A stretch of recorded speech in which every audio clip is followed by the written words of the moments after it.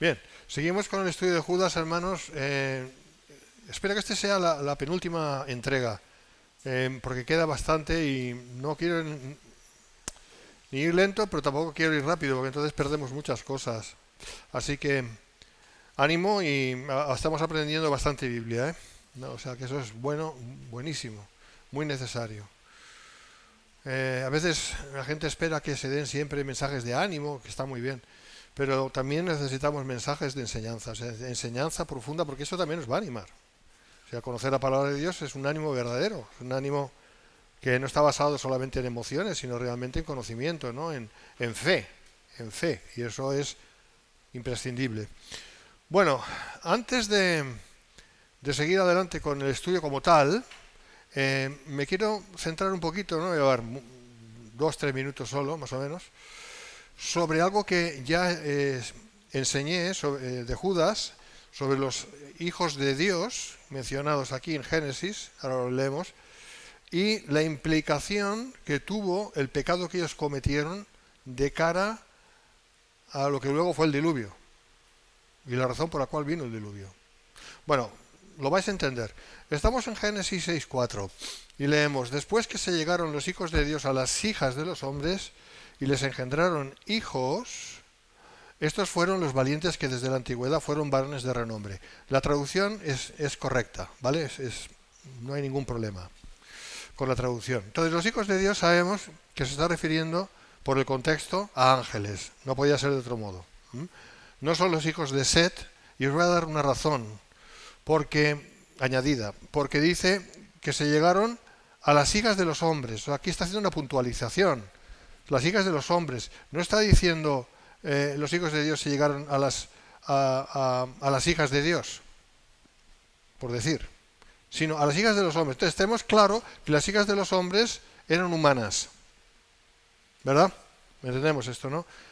Y aquí hay una diferenciación entre hijos de Dios e hijas de los hombres. Entonces los hijos de Dios no podían ser humanos. No podían ser humanos. Nosotros sabemos, por la palabra y por su contexto, que cuando a veces se alude a los hijos de Dios, no solamente se alude a los cristianos o a los creyentes, sino también a los seres celestiales, que son, en principio, son de Dios, ¿vale? Luego, cuando ya son demonios, ya no son hijos de Dios, lógicamente. Pero aquí está hablando de seres angelicales que estaban en el cielo y se fijaron en las mujeres y quisieron tener, pues sexo, vamos a hablar claro, es así, sexo con ellas. Y lo que nació de ahí, lo que surgió de ahí, son estos valientes, es una de las traducciones, valientes.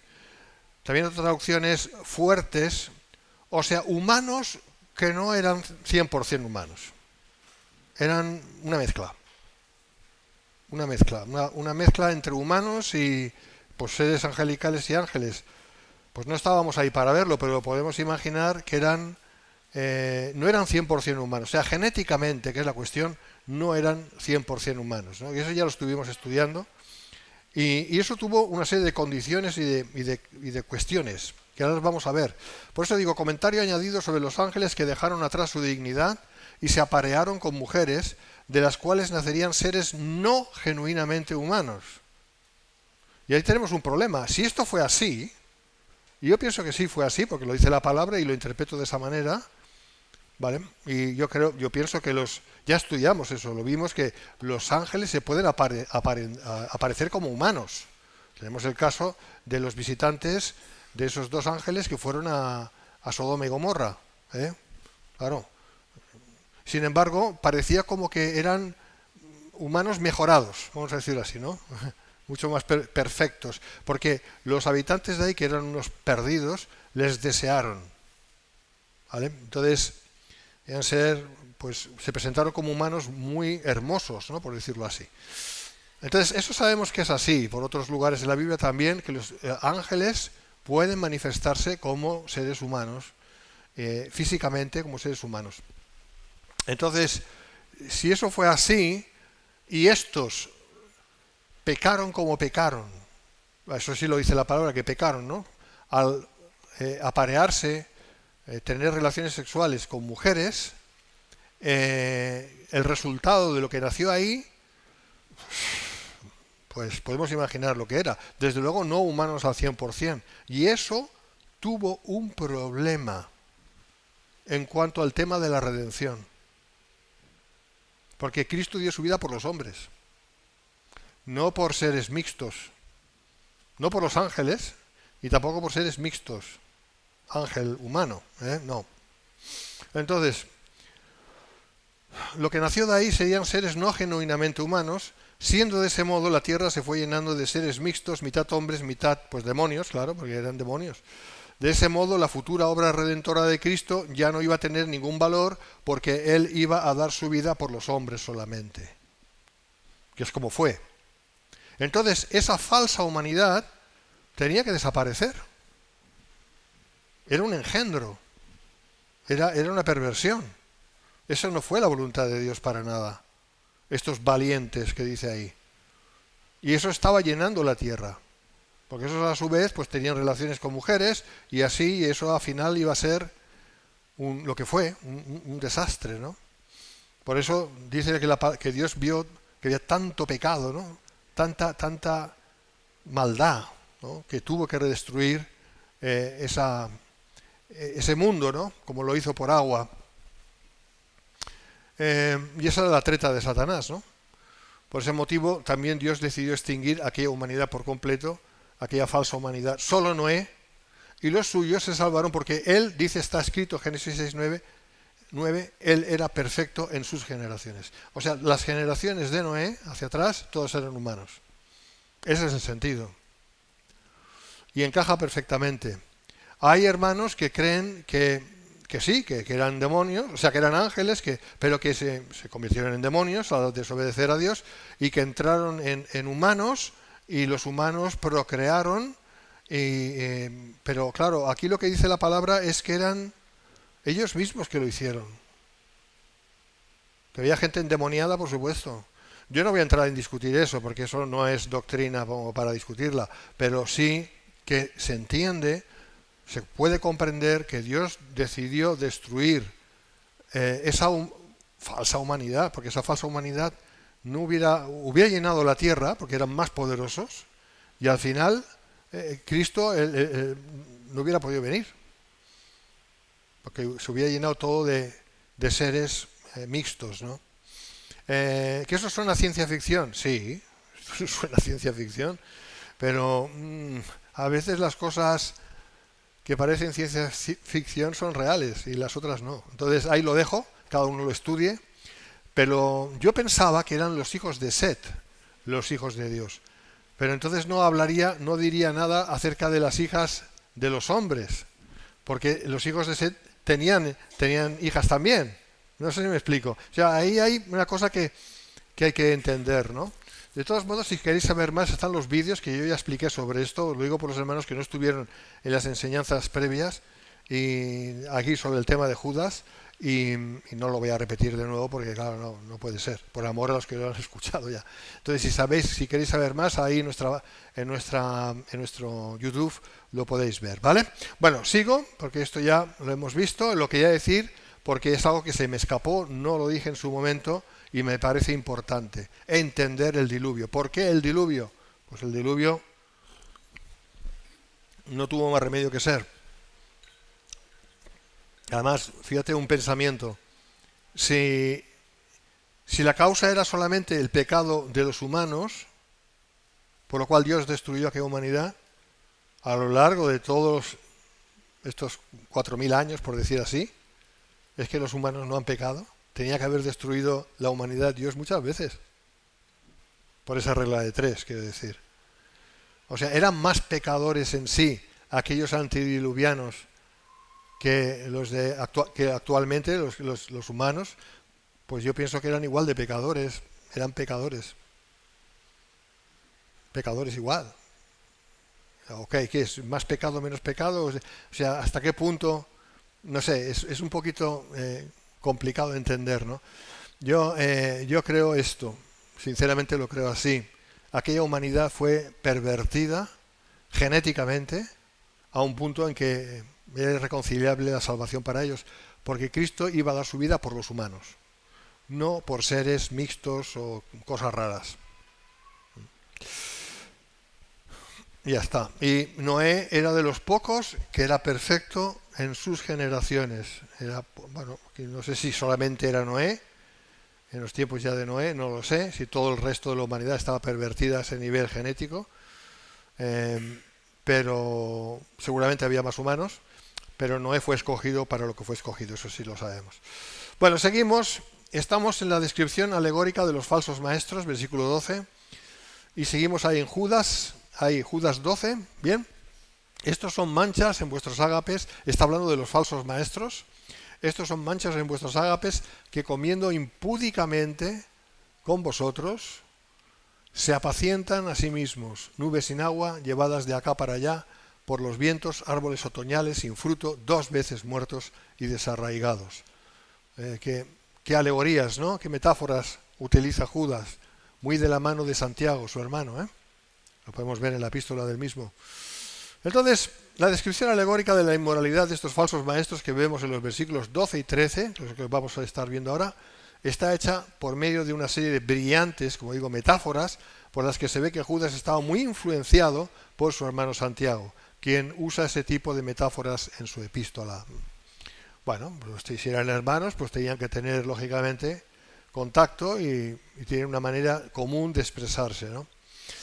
6 son las metáforas que describen la inmoralidad de esos falsos maestros. Acordémonos que la epístola de Judas está centrada en dar a conocer la maldad de esos falsos cristianos que eran maestros, que se suponía que eran líderes y que enseñaban perversiones, y en fin, no eran cristianos. Hoy en día lo mismo, sí, hoy en día lo mismo. Por eso es importante prestar atención. Los describe como manchas, dice manchas, ¿verdad? Aunque la palabra en griego spilades significa rocas marinas que presentan un grave peligro de naufragio. O sea, está utilizando aquí una metáfora, ¿vale? Y en ese sentido lo podemos entender como escollos.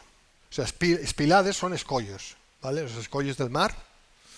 Escollos que hacían naufragar la fe de los que se reunían con ellos estando bajo su influencia. O sea, el mismo efecto que un barco o una barca cuando pasa por acantilados y hay rocas, hay escollos y puede perfectamente chocar contra ellos y destruirse esa barca, pues eso lo compara con la fe de la gente, luego veremos, que podía estar influenciada por esta gente que eran, espiritualmente hablando, escollos. En ese sentido también lo asegura MacArthur, escribe, manchas también se puede traducir rocas escondidas o arrecifes. Estos apóstatas eran manchas de suciedad en la vestimenta de la Iglesia. Por medio de su presencia convirtieron lo que Dios había diseñado como un viaje placentero y edificante en un riesgo inminente de naufragio espiritual. En cuanto a los ágapes, tenemos que saber que eran comidas que se celebraban con ocasión de tomar la cena del Señor, por lo que la actuación impúdica de los falsos hermanos era abominable y más lamentable para la Iglesia, por cuanto no solo se habían introducido solapadamente, es decir, subrepticiamente, encubiertamente, en la membresía, sino que en la Iglesia ocupaban puestos de responsabilidad. O sea, eran personas que tenían que dar ejemplo y lo que hacían era todo lo contrario. Oh, sí, daban ejemplo, pero malo, muy malo. En aquellos entonces los ágapes estaban... o sea, el entendimiento sobre un ágape, una comida, no era solamente comer, era realmente tener comunión, era algo muy santo, muy santo, ¿eh? Esto se fue perdiendo conforme la Iglesia pues fue creciendo y los cristianos pues ya al final nos hemos quedado con la cena del Señor y ya está.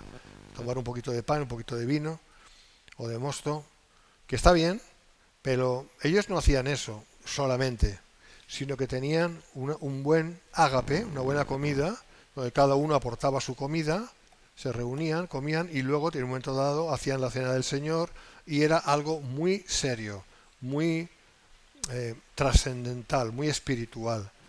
Por eso aquí Judas menciona esto como diciendo, estos transforman los ágapes en algo impúdico. Pues podemos imaginar que en el estilo del Sinaí, cuando dice que el pueblo se entregó a jugar, mientras Moisés estaba arriba en la cumbre.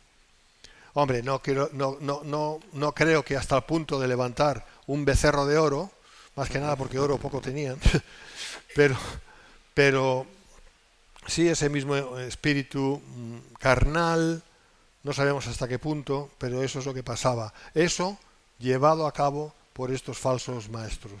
¿Eh?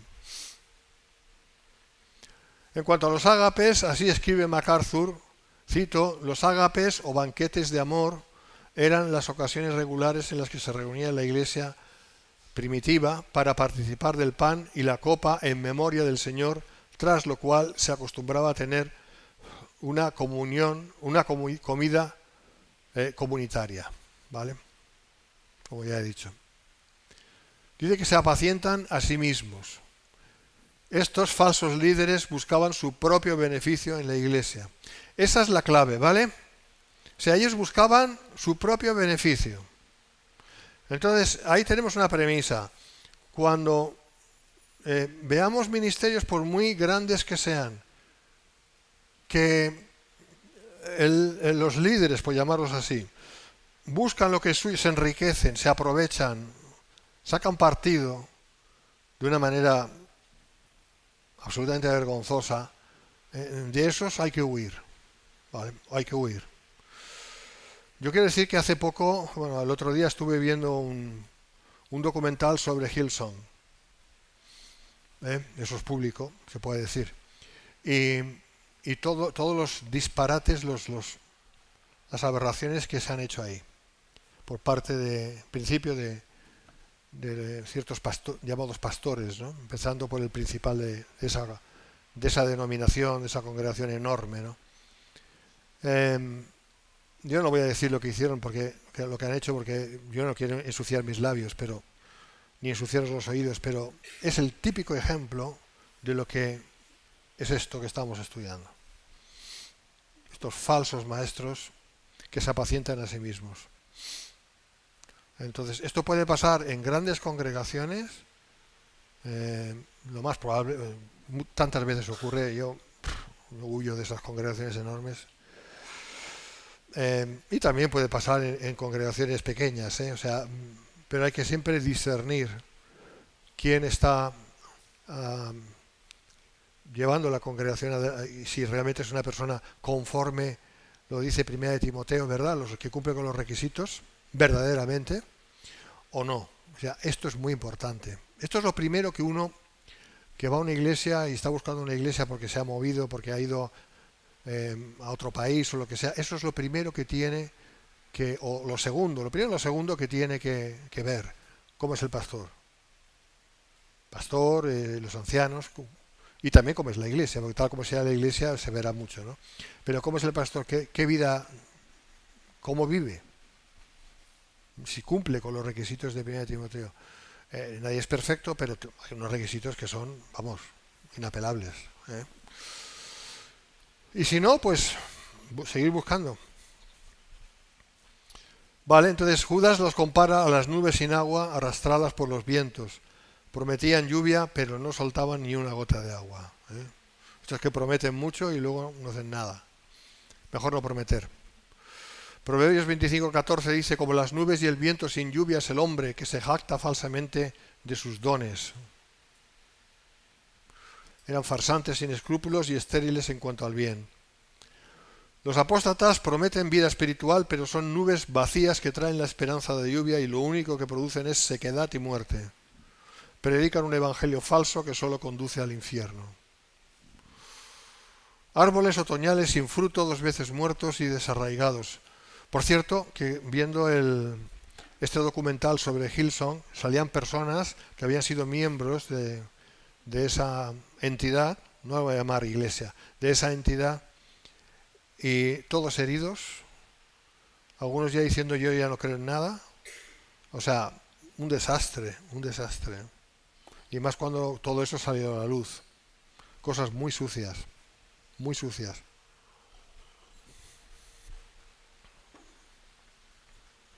O sea que el fruto de estos falsos ministerios es destrucción. Es destrucción. Solamente los cristianos verdaderos, que es difícil que un cristiano verdadero esté en una entidad así, claro, hay que decirlo, aunque sean sacudidos, que seguramente lo serán, se han confiado, al final se restablecen. Eso lo sé yo por experiencia propia, hace muchos años. Y esa es la manera de saber que realmente estás vivo en Cristo, cuando resucitas, por llamarlo así. Aunque nunca te has muerto, pero bueno, has quedado muy afectado, ¿no? Eh, entonces, pero los que no, los que realmente no han nacido, porque estas iglesias están llenas de gente que no han nacido de nuevo, que son religiosos, son gente así. Estos ya no, ya se quedan en su casa, la inmensa mayoría de ellos. Bueno, Dios usa estas cosas para que al final se sepa quién es quién. Lo que pasa es que el proceso es bien lamentable, bien triste. Bien, entonces, bueno, sigo. Árboles otoñales, etcétera, 2 veces muertos. Esta metáfora es especialmente brillante. Estando ya una vez muertos en sus delitos y pecados, todavía después de falsamente profesar conversión, estaban muertos también por las buenas obras. Es decir, que no daban nada, ningún fruto. Ni fruto de salvación, ni fruto de nada. Los apóstatas alegan que suministran un banquete espiritual, pero en lugar de esto solo producen hambre y desnutrición. Los árboles que mueren nunca dan fruto, y a pesar de lo que digan los apóstatas, siempre serán estériles porque ya han sido desarraigados de la verdad.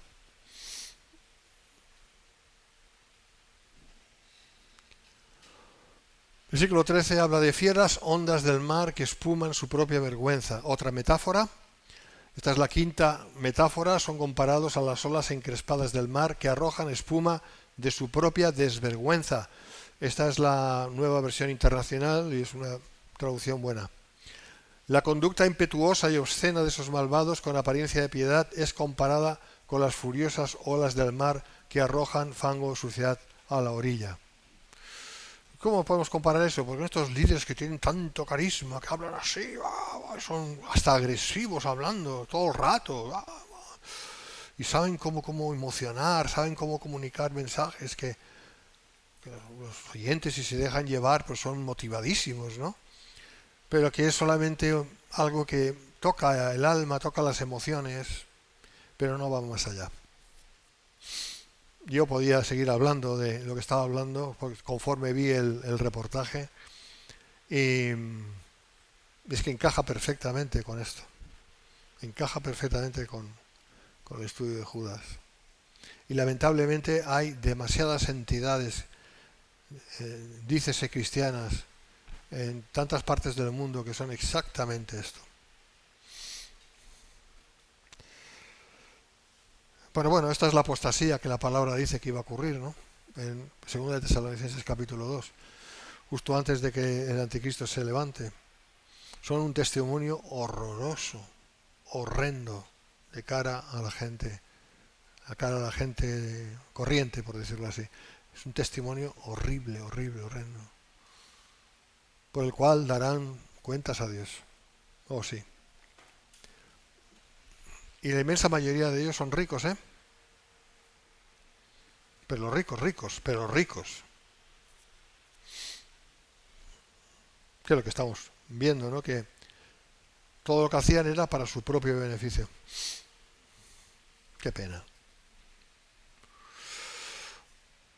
Cuando habla de suciedad y de barro y tal, seguramente Judas tenía en mente la siguiente cita del profeta Isaías: pero los impíos son como el mar en tempestad, que no puede estarse quieto, y sus aguas arrojan cieno y lodo. Hace poco que vimos esto. Isaías 57:20. MacArthur escribe: los apóstatas prometen realizar un ministerio poderoso, pero en poco tiempo quedan expuestos como promotores de caos, como obreros vergonzosos del mal. Exactamente lo mismo que os digo. Esta serie no es un reportaje, es una serie de 6 capítulos. Todo lo que se ve ahí, y cuidadito porque está hecho por impíos, ¿eh?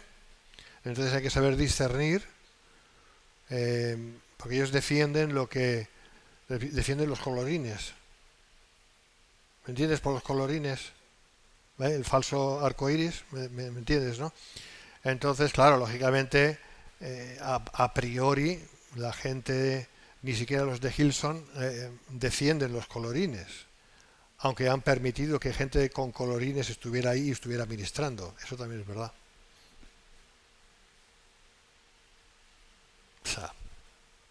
Pero hay que saber discernir. Está en Walt Disney. Lo queréis ver ahí está.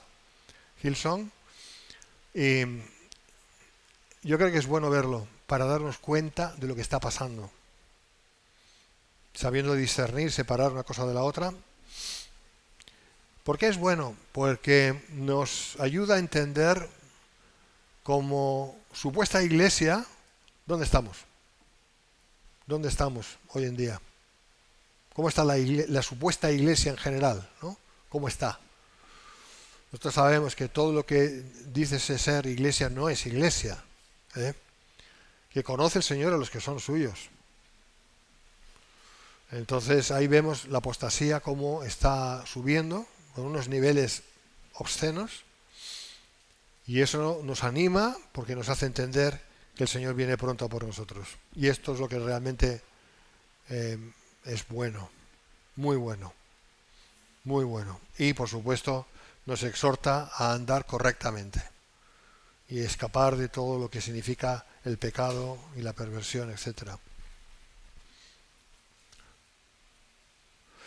Bueno, seguimos, versículo 13b, estrellas errantes para los cuales está reservada eternamente la oscuridad de las tinieblas. Sexta y última metáfora, los compara con esas estrellas errantes descritas. Esta es una referencia probable a un meteorito, una estrella fugaz que tiene un momento descontrolado de desempeño brillante para luego apagarse y desaparecer, ¿vale? Pues si en un momento dado ahí ves una estrella que pasa así, muy luminosa, y la gente va ahí a ver eso. Ahí tienes estos líderes que tienen mucho carisma, los compara con eso, ¿no? Pero en un momento dado esa estrella desaparece, se apaga. Y esto es lo que les pasa a estos falsos líderes, ¿no? Voy a dar nombres, pero no os voy a dar. ¿Para qué? Ya sabéis, hay tantos. Hay uno en especial que había que en la iglesia de Hillsong en Nueva York, ahora no me acuerdo cómo se llamaba este hombre. Un tío joven así, fuertecillo y tal, con un carisma impresionante, una energía que tenía impresionante, ¿no? Va.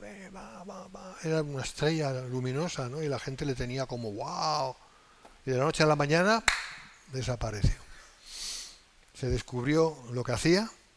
Es curioso porque estos se arrepienten, entre comillas, cuando son descubiertos. O sea, no se arrepienten antes. Porque eso sí sería un verdadero arrepentimiento. No, es cuando les descubren. Entonces cuando les descubren, ay, lo siento mucho. Venga ya, hombre. Te han pillado con el carrito del helado. Esta es una expresión muy madrileña, ¿verdad? Un catalán hablando de Madrid. Te han pillado con el carrito del helado. Significa que te han pillado con las manos en la masa. Ahora que vienes diciendo que estás arrepentido. ¿Qué vas a decir? ¿Qué vas a decir? Y encima son cínicos, ¿no? Es horrible, horroroso lo que está pasando hoy en día. ¿Cómo es posible que sabiendo cómo conocen la palabra se presten a ese juego, sabiendo que un día comparecerán delante del Señor? No lo entiendo. No tienen temor de Dios. No tienen temor de Dios. O sea, realmente la codicia que tienen puede más que cualquier cosa.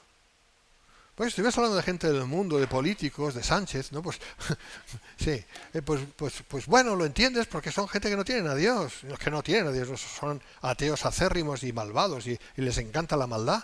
Y dices, pues vale, lo entiendo, pero gente que se dice cristiana, ¿cómo pueden ser así? No lo entiendo. De verdad que no lo entiendo, ¿eh? Podían cortarse un poquito, ¿no? No se cortan nada. Con que ven que la gente les sigue y que tienen éxito y que parece que todo... Piensan que Dios también está contento con ellos. Pero ellos, por detrás, adulteran. En fin, un montón de cosas. Roban. Tienen propiedades que compran con el dinero de la iglesia como les da la gana. Manejan el dinero de la iglesia como les da la gana. Y todo lo que puedas imaginarte por ahí, ¿no? Pedófilos algunos. Entonces dices, Dios mío, ¿esto qué es? Y esto es lo que hay, hermanos. Entonces, no me extraña que Judas escribiera su epístola para prevenirnos de todos aquellos que pueden decir cosas muy bonitas de la fe cristiana, pero que son lobos cubiertos con piel de cordero. Y tenemos que ir con ojos así de grandes, hermanos, así de grandes. Siempre. Y no creernos todo, ¿eh? Los apóstatas prometen una dirección espiritual duradera, pero solo producen un fulgor breve, arbitrario e inservible. Simple y efímera apariencia. Seguimos, versículos 14 y 15. Mira que están descritos aquí en Judas, ¿eh? Está clarísimo. Por eso Judas es una epístola que casi nunca se toca. Es como que una epístola que... escóndela. Vamos a hablar del amor, ¿eh? Vamos a hablar de la prosperidad. Vamos a hablar de lo feliz que Dios quiere que tú seas. Tampoco te pases, ¿eh? O sea, porque el Señor no fue muy feliz en lo humano, ¿verdad que no? Y era el Señor. La excusa es, no, pero Cristo padeció para que tú seas rico, tengas felicidad y ¿así? ¿De verdad? Yo pensaba que Cristo dio su vida por mí para que yo no fuera al infierno y pasara la eternidad con Él. No para que fuera rico aquí, o como decía aquel Benijín, ¿no? Se puede decir porque lo dijo abiertamente. Yo ya sé que hay oro en el cielo, pero yo no quiero el oro en el cielo, quiero el oro aquí y ahora. Palabras textuales. En fin, me voy a calentar y prefiero. Pero eso es así, ¿eh? Entonces son gente que ya, incluso abiertamente, ya te lo están diciendo. He venido a sacarte tu dinero, yo quiero tu dinero. Y ya está. No tendrás nada y serás feliz, ¿no? Como la Agenda 2030. Increíble. Bueno, sigo. De estos también profetizó Enoc, séptimo desde Adán, diciendo: He aquí vino el Señor con sus santas decenas de millares para hacer juicio contra todos y dejar convictos a todos los impíos de todas sus obras impías que han hecho impíamente y de todas las cosas duras que los pecadores impíos han hablado contra él. ¿Esto es palabra de Dios? Sí. ¿Está en la Biblia? No. ¿Pero es palabra de Dios? Sí. ¿Por qué? Porque está en Judas, aun siendo del libro de Enoc. Pero vamos a verlo. Judas hasta aquí ya ha insinuado acerca del destino que le espera a esos farsantes, pero en estos dos versículos lo detallará. Anticipamos en decir que la sentencia será el infierno eterno, ¿vale? Esta es la sentencia final. Hermanos, vuestra atención, gracias. Dice, de estos también profetizó Enoc. Bueno, vamos a ver esto. Según la genealogía que aparece en Génesis 5 y también en 1 Corintios, aquí lo veis en el vídeo, Enoc fue el séptimo en el linaje de Adán, por cuanto Enoc caminó con Dios, él fue llevado directo al cielo sin tener que morir. ¿Vale? Sabemos que Enoc fue, que sepamos nosotros, que la Biblia nos lo diga, el primer arrebatado a los cielos. Elías fue el segundo. ¿Vale? ¿Bien? Vale, estamos con Enoc. La fuente de esta información fue el Espíritu Santo quien inspiró a Judas. El hecho de que haya sido registrada en el libro de Enoc, que es apócrifo, y no esté en la Biblia, no afecta su precisión y veracidad. ¿Vale? Cada vez que la palabra de Dios pueda citar una porción de un libro apócrifo, sabemos que el libro apócrifo no es bíblico, o sea, no es inspirado, sería la expresión más correcta. Sería como un libro cristiano de la época, ¿os acordáis?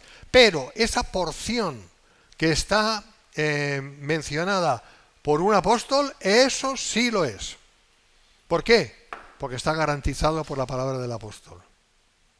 El apóstol bíblico, no del apóstoles que hay hoy en día, que no son ni apóstoles, son nada, sino de los apóstoles de Cristo. ¿Me seguís? Bien. Entonces...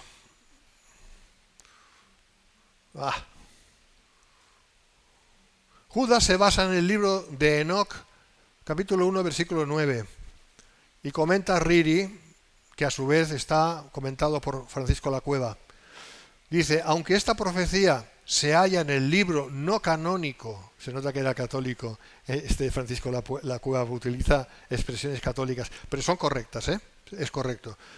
Leo de nuevo, aunque esta profecía se halla en el libro no canónico de Enoc, la profecía original fue pronunciada por el Enoc de la Biblia y más tarde desarrollada e incorporada al libro de Enoc. Es decir, ¿Enoc dijo lo que dice que dijo? Sí, porque la palabra de Dios no puede mentir. Pero si no está registrada en el Génesis, por ejemplo, es igual. Pero lo dijo porque luego quedó registrado en Judas. ¿Vale? Bien. Entonces, ¿todo el libro de Enoc es inspirado? No. ¿Hay más partes inspiradas en el libro de Enoc? No sabemos. No sabemos porque la Biblia no lo dice. Pero es bueno leer el libro de Enoc. Hombre, no te va a matar. No te vas a morir ni te va a pasar nada. Y es un libro bien intencionado que ayuda a la fe, sí. Pero todo lo que dice ahí, exactamente todo, ¿es inspirado? Todo no. ¿Y qué partes sí y qué partes no? Lo que único que podemos decir es que las partes refrendadas, en este caso por Judas, sí son inspiradas. Sí es verdad. ¿Y por qué? Porque Dios vigila su palabra. Amén. El resto, pues, lo sabemos. Y con que no está registrado en el libro de Enoc, en la Biblia, yo no voy a perder mi tiempo en analizarlo. Porque bastante tengo con estudiar la palabra de Dios, la Biblia, que tela marinera, lo que hay ahí. Y ya de paso también os animo a que leáis la palabra de Dios con un buen comentario, varios comentarios, y que vayáis versículos por versículo, estudiando y aprendiendo. Empezad por los evangelios, que parece que no, pero no es tan fácil a veces. Yo estoy estudiando ahora, acabando ya el Marcos. No tú, el evangelio de Marcos. Estudié bien el libro de Juan, Mateo y ahora Marcos. Antes había hecho también Judas. Lucas, perdón. Entonces me gusta estudiarlo bien, versículo por versículo, pum pum, se aprende, muchísimo. Y luego te das cuenta que cada vez sabes menos. Pero eso te mantiene humilde, está bien. Entonces, hemos leído, ¿no? Esto. Aunque esta profecía se halla en el libro no canónico de Enoc, la profecía original fue pronunciada por el Enoc de la Biblia y más tarde desarrollada e incorporada al libro de Enoc. El texto mismo de la citada profecía se halla en dicho libro apócrifo o no canónico, pero sus afirmaciones quedan autenticadas y garantizadas al ser usadas en un libro inspirado como es la epístola de Judas. Esto es lo que he dicho. ¿Bien? O sea que nadie os diga lo contrario porque se equivoca. Esto es lo correcto. Porque si no, pues esta regla de 3 tendríamos que ir arrancando páginas de la Biblia. ¿Me entendéis? Y eso no lo vamos a hacer, ¿no? Porque creemos que la Biblia es la palabra de Dios, toda ella es inspirada. Eso la misma Biblia lo dice. Bien, los versículos 14 y 15 nos hablan de la segunda venida de Cristo, esta vez en total gloria y poder. Que tal evento vaya a ser impresionante no nos debiera extrañar. Dice que vendrán los carros del Señor. Bueno, es interesante, ¿no? Ver que cada vez que se está hablando más de ovnis, yo sé que los ovnis, cuando son reales, la inmensa mayoría de ellos son demonios. Pero vienen en supuestas naves, ¿no? Y se han visto naves y se han visto muchas cosas, y más que se van a ver, hermanos. Y cuando la iglesia se vaya, van a ser los ovnis que se la han llevado. Eso se va a decir aquí. No va a ser así, hermanos, va a ser el Señor. Pero ellos van a poner como excusa, como justificación, que los extraterrestres, por eso se habla tanto de extraterrestres últimamente, pero por fuentes oficiales. Yo estoy siguiendo esto de cerca. El Pentágono, el Congreso de los Estados Unidos, es decir, la ONU, ¿vale? Está hablando de estas cosas. Entonces están preparando a la gente para que cuando ocurra el arrebatamiento, que puede ser este mes, puede ser en septiembre, puede ser... Yo no quiero dar más tiempo ya, quiero que el Señor viene por... Sí, tengo mis razones para decirlo, pero en fin, ya se verá, ¿no? Pero cuando vaya a ser, al minuto siguiente, cuando sea, al minuto siguiente, van a decir que los extraterrestres se han llevado y luego irán diciendo, se han llevado a esos indeseables que no creían en la Agenda 2030, que estaban en contra del establecimiento del nuevo orden mundial. Lo van a decir. Pero ahora que estos ya no están, ahora sí podemos avanzar en un gobierno mundial, y será el 666, el anticristo. Así que, ¿por qué decía todo esto? Por el tema de los carros de Dios, ¿no? Y es interesante, los carros de Dios se cuentan por veintenas de millares de millares. El Señor viene del Sinaí a su santuario, Salmo 68, 17. Bueno, pues esto no ha pasado nunca, ¿vale? No ha pasado nunca, todavía. En todavía, como dicen en La Mancha, en todavía. Los carros de Dios. ¿Y qué carros son estos, hermanos? ¿Carros tirados por caballos? Complicado. Se cuenta por veintenas de millares de millares. Los carros del Señor vendrán por miles. ¿Verdad que cantamos eso de vez en cuando? Pues para mí no es ningún problema imaginar que van a venir cuando el Señor venga en gloria. Cuando venga en gloria, vengan porque va a ser visible y tangible. Vale, pues de eso está hablando la palabra de Dios. Bien. Así que maravilloso, hermanos, maravilloso, aleluya. Y antes nos vamos con el Señor. Porque yo sí creo que 7 años antes de que venga el Señor en gloria, la iglesia tiene que partir, más o menos 7 años antes, para que todos los eventos puedan desarrollarse. Como ya dije antes, no está pasando nada todavía. La maldad crece, pero no está pasando nada. No se manifiesta el anticristo. No está pasando. ¿Por qué? Porque aún estamos aquí. Pero en el minuto en que nosotros salgamos de aquí, todo se va a disparar. Apunta estas palabras. Bueno, sigo, un poquito más. Salguero, citado por Francisco La Cueva, escribe: aquí se describe el juicio divino como universal y anuncia la suerte terrible reservada a los impíos en el gran día del Señor, cuando Cristo aparezca rodeado de sus santas miriadas, es decir, de sus ángeles. Y aquí están las citas. Entonces todo será conocido y retribuido, no solo las obras impías, sino también las palabras ultrajantes contra Dios. Ahí Dios va a efectuar su último y definitivo juicio. Bueno, definitivo no, porque lo va a hacer luego sentado en el trono en Jerusalén. Respecto a los que vendrán con el Señor, escribe MacArthur, cito: Enoc, antes del diluvio, profetizó acerca de la segunda venida de Cristo para juzgar. Esta puede ser una referencia tanto a los ángeles como a los creyentes, puesto que los ángeles y los creyentes acompañarán. Pueden considerarse ambos grupos por igual, pero el enfoque en el juicio parece favorecer a los ángeles, quienes aparecen con frecuencia en la ejecución de los juicios divinos. O sea, nosotros estaremos ahí como observadores. Y las bombas que nos envíen no nos van a hacer daño, porque van a enviar bombas, misiles constantemente. Hay algo que, pero no tengo tiempo y lo voy a dejar ahí. Aunque los creyentes ayudarán a impartir juicio y justicia durante el reino terrenal del Señor, véase la nota sobre 1 Corintios 6:2, y regresarán cuando Cristo venga a juzgar, los ángeles actúan como ejecutores del juicio divino en la segunda venida de Cristo. Bien, hermanos, yo lo voy a dejar aquí ya porque es un poco tarde. Es un poco tarde. A ver. Bueno, quedan 3 diapositivas, tampoco no os va a pasar nada, ¿no? Vale. Bien. Aquí. Versículo 16. Estos son murmuradores querellosos que andan según sus propios deseos, cuya boca habla cosas infladas, adulando a las personas para sacar provecho, que es lo que estábamos hablando antes. Son murmuradores. Esta palabra solo se encuentra aquí en el Nuevo Testamento y se emplea en la Septuaginta para describir las murmuraciones de Israel contra Dios. Así como murmuraban los israelitas en el desierto contra Dios, estos también lo hacen.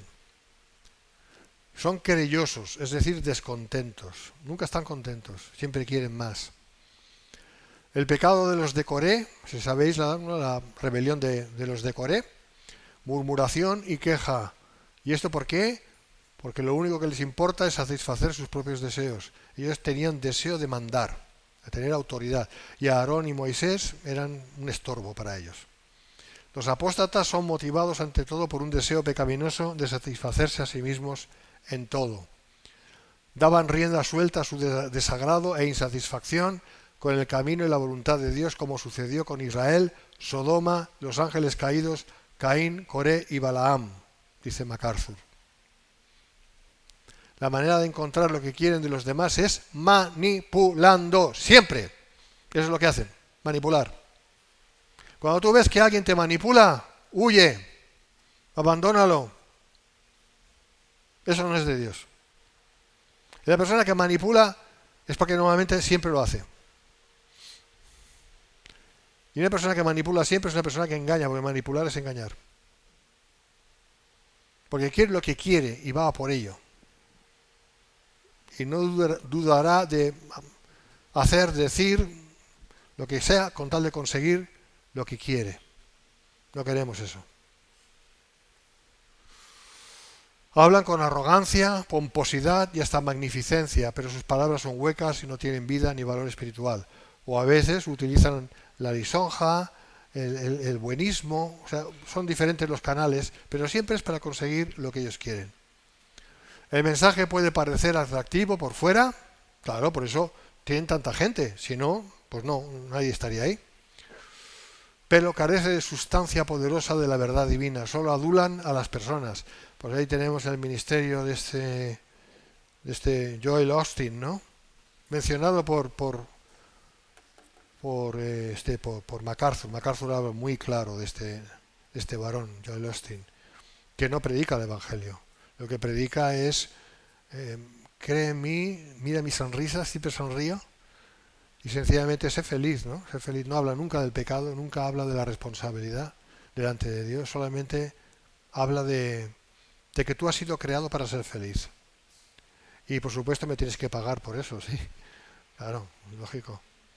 Tus diezmos, tus ofrendas, porque yo te estoy haciendo feliz, tú me tienes que dar. Pero eso no es el Evangelio. Eso no es el Evangelio. Y él tiene la iglesia más grande de Estados Unidos. La congregación más grande de Estados Unidos. Es impresionante lo que tiene ahí. ¿Cómo es posible que haya gente que se deje engañar? Porque mucha de esa gente no ha nacido de nuevo nunca. Esa es la cosa.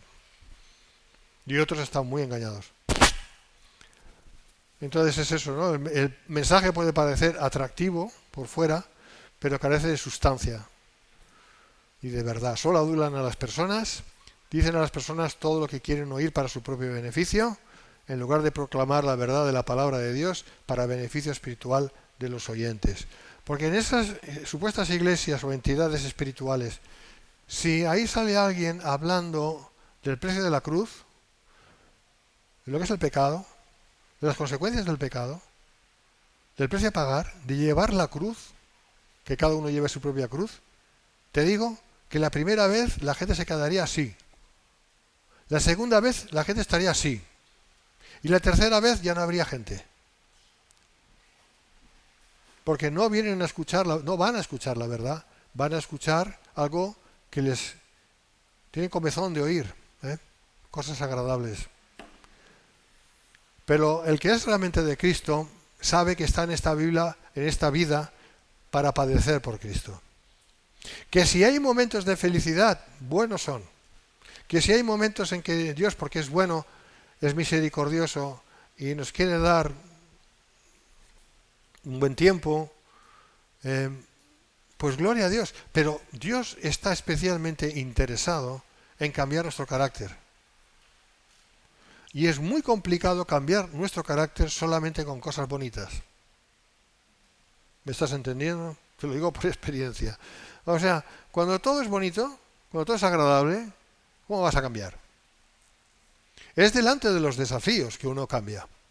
Es cuando uno se da cuenta, o sea, es cuando uno es afectado por una situación, la que sea, personal, familiar, de enfermedad o lo que sea, que ahí es donde tiene que buscar a Dios. Y ahí es donde uno entiende su necesidad de arrepentimiento. Nos daremos cuenta que la inmensa mayoría de los casos es por un pecado, no un problema, un pecado, que también es un problema, pero es un pecado de egoísmo. La inmensa mayoría de las veces es por egoísmo, Dios quiere librarnos del egoísmo y la única manera de hacerlo es que suframos. Es que no hay otra. Hasta que nos damos cuenta, se nos abren los ojos y entonces Dios es el primero que quiere quitarnos las cargas. El primero. Porque Dios no quiere que suframos porque sí. Y una vez nos hemos dado cuenta, nos hemos apercibido y decimos, perdóname Señor, qué horrible soy. ¿Cómo soy así? Yo no quiero ser así, Señor, cámbiame, hágase tu voluntad en mi vida, siempre. Cuando es así, entonces Dios empieza a aligerar la carga. Y cuando volvemos a caer en lo mismo, ¡bomba!, nos vuelve a dar también lo mismo, un bofetón. Porque quiere nuestro bien, porque la vida verdadera es la que viene, hermanos. Estos son 2 días. Pero la vida verdadera es la eterna. Cuando estemos en cuerpos glorificados. Y no es lo mismo estar en el cielo, en una posición baja, que estar en una posición alta. Aunque no sepamos exactamente cómo funcionará eso. Pero no es lo mismo, porque es por toda la eternidad. Así que, hermanos, cuando vengan pruebas, entendamos lo que es porque Dios nos ama mucho, nos quiere mucho y quiere cambiarnos. Amén.